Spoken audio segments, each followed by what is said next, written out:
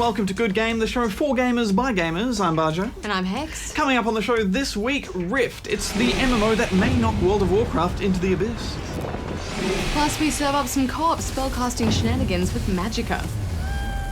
There's the tantalizing tactical tactics of Tactics Ogre. But first, can you guess the game for this week?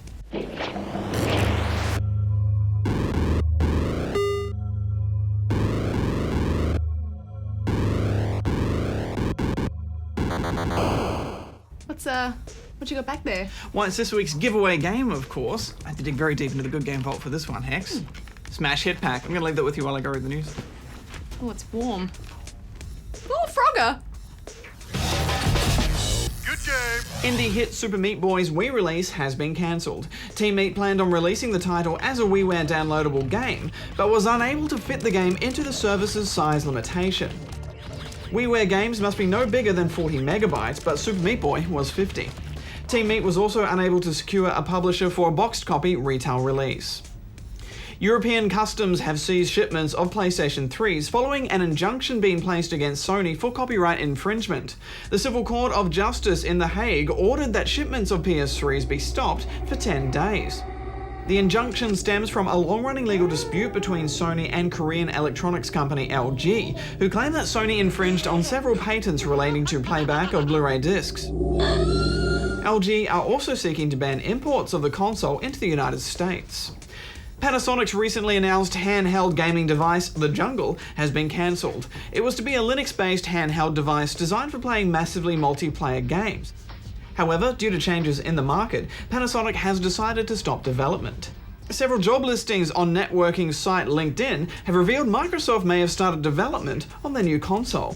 The roles on offer include a graphics architect who will be responsible for delivering next-generation console architectures, a senior engineer for development and verification of the Xbox and future platforms, and an architect who will be tasked with product definition from early evaluation all the way through high-volume manufacturing.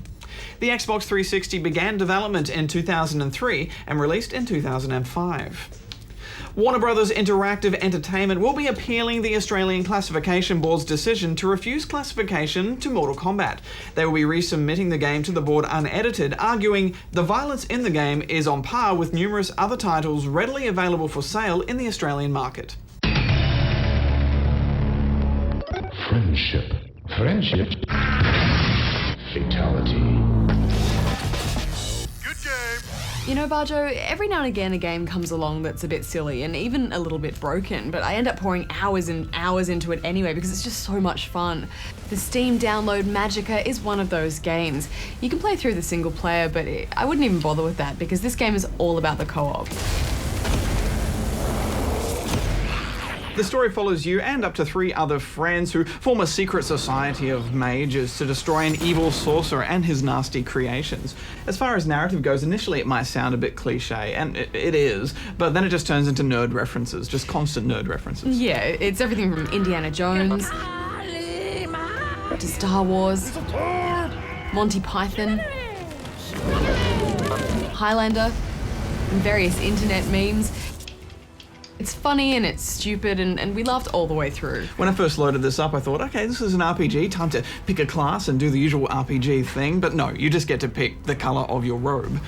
You do have the ability to draw on an elemental power known as magics, but then there's no mana bar or limit to your spellcasting either, so I thought this would be an all-out magical spam fest with no real strategy, but there are some devices here that make this simple system work quite well.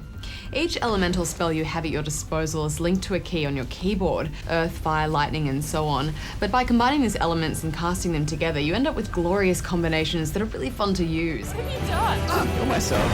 What have you done? DE middle. Oh, cool. Fire can be used like a flamethrower, for example, but when combined with the arcane booster spell, it becomes a laser. You stack spells to make them more powerful, but when you do this, you actually move a lot more slowly, so you can't just walk around with an awesome spell buffed and ready to go. Combining fire with earth, however, will create a cannonball, and there's endless combinations you can try. Also, there are various parts of the environment that you can use your magics to help you get through, for example, freezing water. Because as the game explains, wizards can't swim.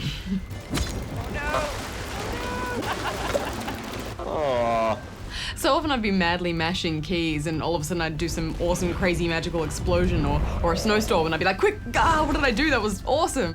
You do get comfortable with certain combinations of spells, but really the joy is in trying to outdo your friends with the best possible magical concoctions. I like just going like this. All the keys and then bam, and let the magic take its Things course. go wrong when you do that though. You know, Barjo, this actually reminded me a lot of Alien Swarm, the top-down spamminess of it and the wave after wave of enemies, but I actually found this a lot more fun. Despite the lack of class system, it's arguably more strategic when you factor in the aspect of combining spells and dealing with the horde by setting up well-placed bombs and shields. Yeah, and there are other side effects that you need to be aware of as well. For example, if you're wet, you can't heal yourself as effectively, so you need to cast fire on yourself to dry off. Also, sometimes you'll forget about it and then you'll cast electricity and then you'll get electrocuted if you're wet. Yeah, of course, and if you cast fire on yourself while you're dry, you will in fact just catch fire, which isn't fun. No. But you can heal yourself, though healing others in your team and getting them to heal you is more effective, and you can revive dead players with the press of a couple of buttons. Now, because of this easy revive function, friendly fire and murdering your teammates becomes hilariously addictive knowing that you can just blow each other to pieces and then revive a moment later. Oh, dude, brutal. Although what would have been great is if you could have remembered the command for revive at least once. Wait, how do you revive again? AW something? What's revive again? I don't remember what revive is. AS spacebar? I don't know. What's revive again? Barjo, write it down. It's quite manic, isn't it? And often you'll cause an unintentional explosion because everyone casts some weird combination that just makes everything explode and you all get knocked back. What was that? Not to mention the amount of times I just fell off the edge of the world.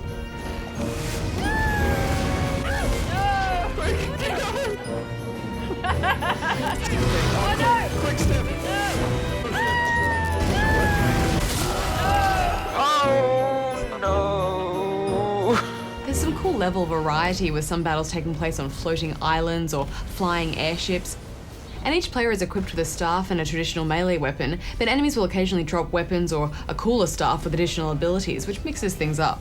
And of course, if someone in your party gets a cool drop and you don't, you can always zap them, steal it, and then bring them back to life. No! Now it's mine. That's Magicks. There's also a challenge mode in an arena where you fight waves and waves of oncoming nasties, and you really need a 4-player roster for this. We tried it with 2 and just got slaughtered pretty quick. This is one of those games that you want to play with your friends. If you go online into some random match, there's always some random noob electrifying everyone all the time, and it gets pretty annoying. Yeah. Just to clarify though, it is still funny when I do it. Yeah. Sorry, you had to die for me to win there. Well, when it was great, but unfortunately this is a really buggy game with constant glitches and crashes. The game just crashed for me. You know, our first night was fine, but then on the weekend we seemed to waste hours upon hours of our lives just trying to get this game to work, and we even had to replay a bunch of levels. I see it getting patched constantly, but it doesn't seem to be making any difference, so fingers crossed for the future, I guess. Still, I keep recommending it to everyone because it is dirt cheap and I have so much fun with it and I just want more friends to play with. So I'm giving it 7.5 out of 10 rubber chickens. Took me quite a while to get used to all the combinations, so I went online and looked up a whole bunch, but then I abandoned that because half the fun is just randomly stumbling across some crazy spell and working out how you did it. I am looking forward to the Vietnam expansion, but I think they need to fix some of the issues with the game first because you're right, we just lost so much time to bugs. I'm giving it 6.5 out of 10 rubber chickens.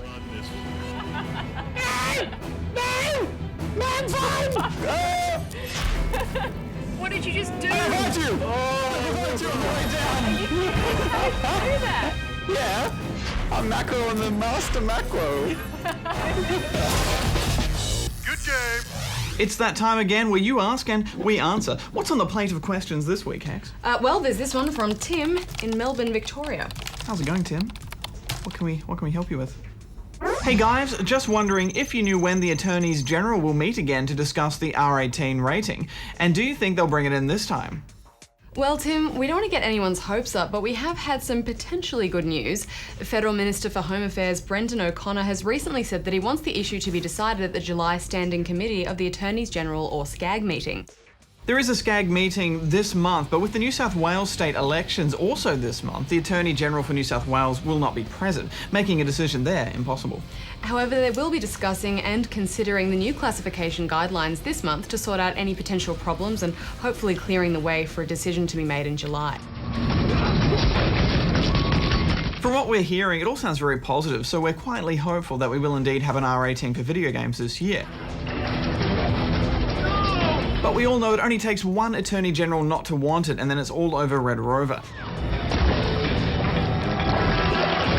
Alright, now to this one from Rebecca in Hobart, Tasmania. What's that? I mean, it looked like you're typing. A couple of years ago, I played an awesome Half-Life 2 mod called Dear Esther, and I heard that Valve are making it into a full retail game a while ago. Do you know when it's coming out? Well, Rebecca, the remake was scheduled for a late 2010 release, but that's obviously come and gone with no sign of it. And there's been no release date announced, so it looks like it's one of those when it's done deals. Of course, for those who may be interested and haven't already played it, you can download the original mod for free. You will need Half-Life 2 though, and that's not free.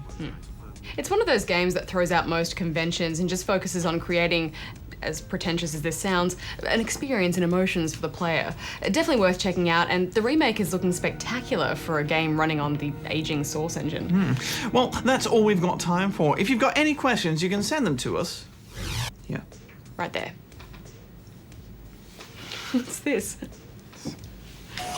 Magic hands to make the words appear. Good game.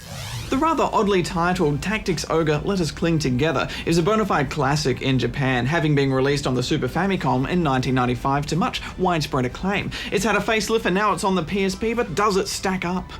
As far as turn-based games go, this is seriously old school. Battles are all played out on isometric maps, with you taking turns with the AI to move your troops around and give them orders to attack, cast spells, and use skills.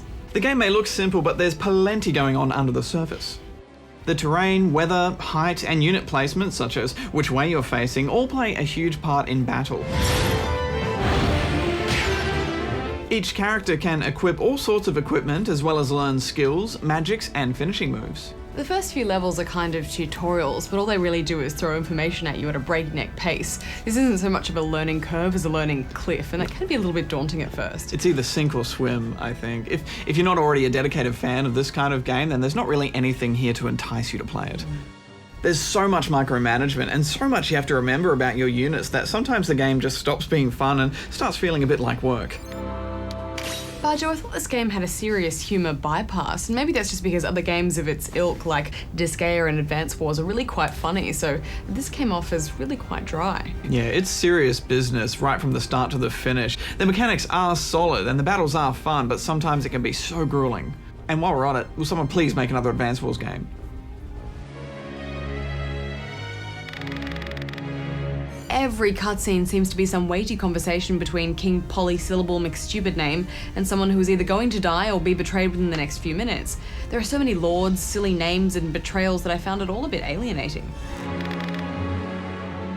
Each battle can take between 15 minutes and an hour, and they're all super stressful. The AI didn't help my stress level either. A lot of the missions see you looking after some NPC who always seems to run out of range of your healers or do something stupid and get themselves killed. This forces you to restart the whole map or rewind 50 moves and hope they don't make the same mistake twice. Being able to rewind moves is a seriously great mechanic though. During a battle, you can rewind 50 turns and try again, with the battle stored as an alternate timeline so you can switch between different playthroughs. There are a bunch of really clever mechanics under the hood. Individual units don't receive experience after a battle, instead that XP goes to the entire class, so characters that weren't actively in battle can level at the same pace as everyone else. You can change characters to a new class, but if you don't already have a recruit in that class, then you run the risk of them getting slapped down to level 1. You can have up to 9 units in the field in any fight though, and that's not even counting any NPCs that might be tagging along. There's a lot of micromanagement that needs to be done, but luckily you can switch some units to AI control, giving them basic orders like being a frontline fighter, an offensive caster, or ranged attacker or healer. First, I didn't want to switch any of my characters to the AI because I like to do things myself, but the battles just would have taken ages, so I caved, and it turns out this part of the AI is pretty good and they use the right skills and finishes at the right times.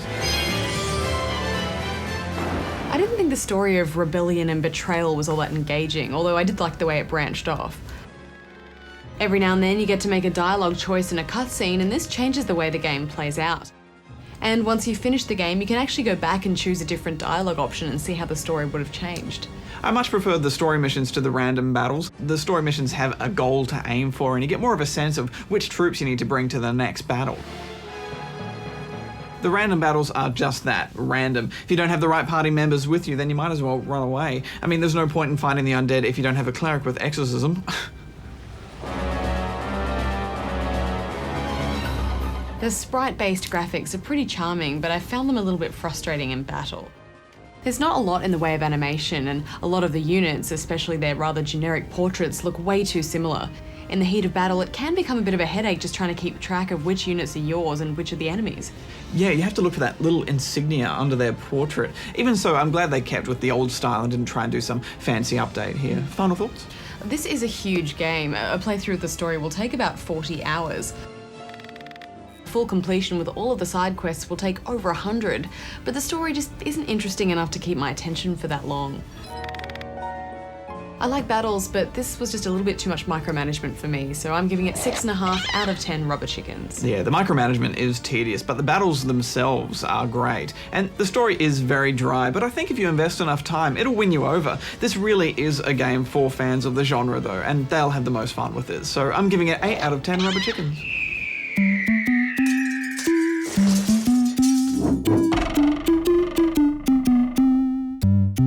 Pile of shame. For my sins, I never finished Shenmue. Maybe it was the sailors. Too many sailors. I don't have time for this. And I really wish I could go back and play it, but the problem is now I feel like I go back to it and it's not like the game's dated, it's just I've played through the first maybe 3 hours, 4 hours, 15 times, and I keep going back to it and thinking, where the hell am I? What am I doing? I need to start again. And I always start again, and I've never finished it. So I probably, in the time it's taken me to do that, I probably could have finished it 2 or 3 times. I'm sorry. Are you okay? Yeah, but be careful when playing in the road. Okay. And I hear that Shenmue 2 is even better. I'm not even going to start that until I finish the first one, so maybe when I retire, who knows. Well, Hex, I've got some pretty big news. It's been a long 5 months, but I finally did it. I quit WoW again. Wow, Barjo, I'm playing really... Rift now.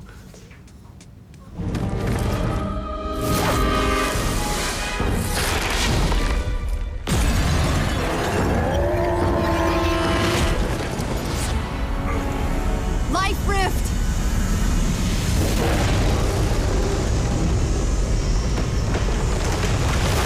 The beautiful, massively multiplayer online role-playing fantasy world of Talara is being invaded by creatures from another plane through the existence of rifts. The rifts appear suddenly and creatures will spill out, ravaging the land, causing absolute carnage. The rifts are terrifying too. The sky changes colour, the ambient music swirls, and truly scary monsters pile out, often right in the middle of where you're questing. It's up to you and whoever is around to join in a public raid to push the creatures back and keep the world safe for bunnies. If you don't, invaders will spew out and start destroying the towns and the quest givers, and just generally make the roads very unsafe indeed. Yes, I've teleported into oblivion more than once. Rift is a game which brings people together, and it does a great job of doing that. These group events are fun, and they range from just 2 or 3 on a map to a total invasion. The more you participate in a Rift fight, the more you'll be rewarded with planar currency, which you can use to buy gear and essences to boost your character stats. The rewards from going to these Rifts are quite good, but I did find I out-leveled a lot of what I could buy with the currency that you get from them. There's a fascinating mob mentality in these group events as you watch people try and suss out whether they have enough people around them to move into the fight or whether they need to hold back or just run away. I just hide in the back, get a bit of stabby on. I love how everyone just kind of stands around and stares at each other after a rift closes too. I mean, we really need to start some kind of slash dance or slash cheer ritual for after a rift closes, you know, to celebrate. This is true dark fantasy and enemies and dialogue reflect this. It's a serious game, albeit with some not very serious dancers. It's so beautiful. The character models are wonderful and the gear you wear is amazingly intricate.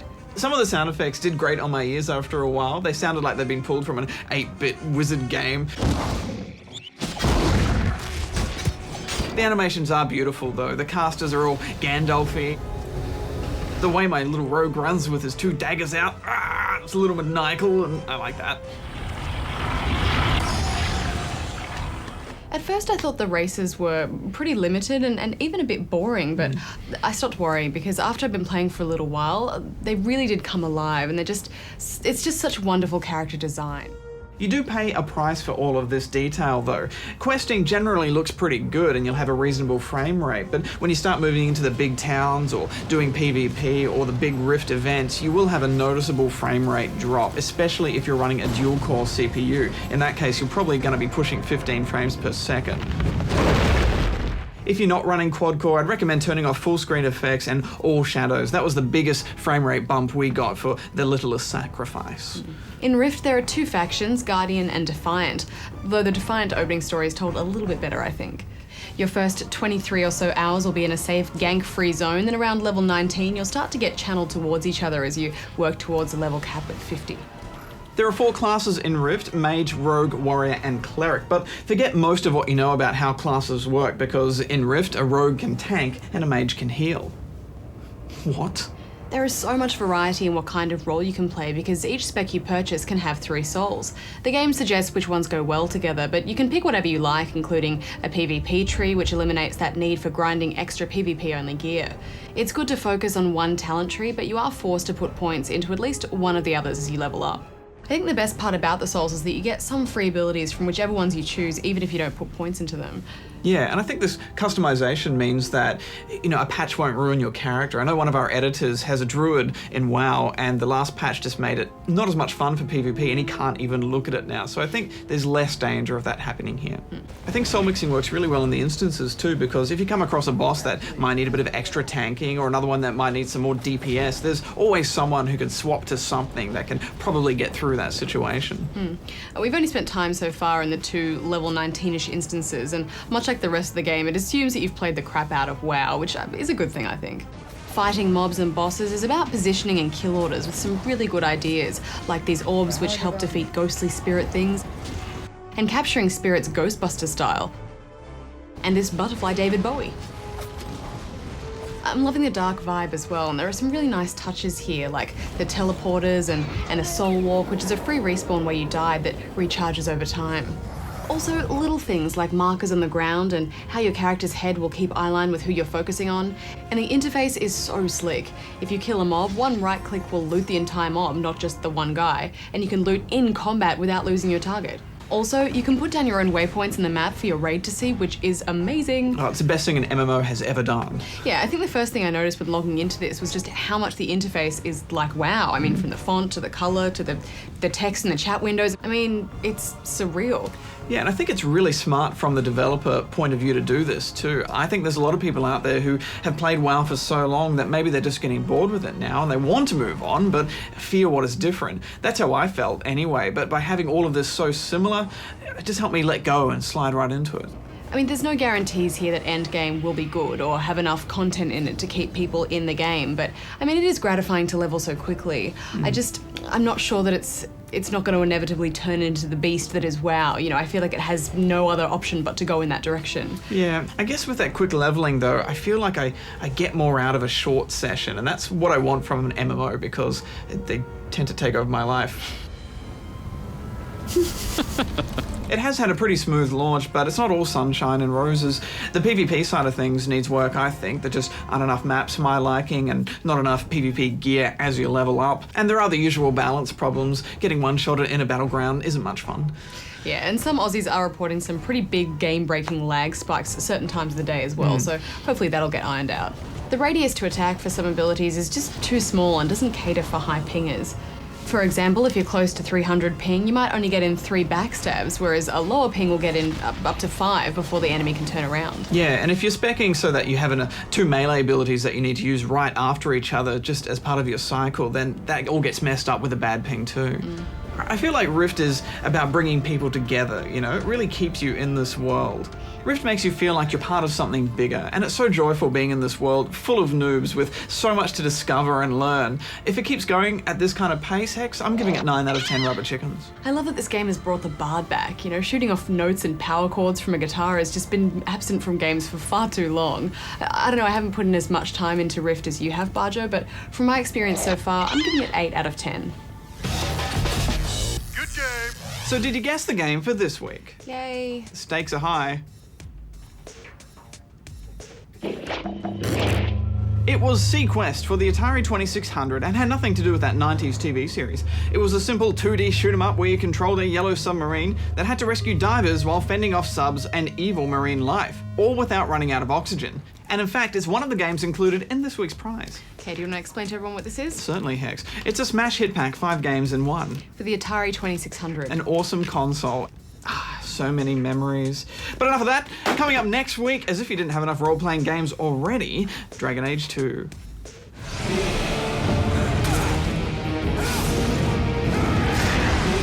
That's all I can think about too, Barjo, but somehow we'll find the time to have a look at Yakuza 4. Bringing a whole new meaning to the term motorcycle accident. And we go backwards compatible with BioWare. Until then, gamers, Barjo out. Hex out. You just threw that. That's meant to be a prize for someone.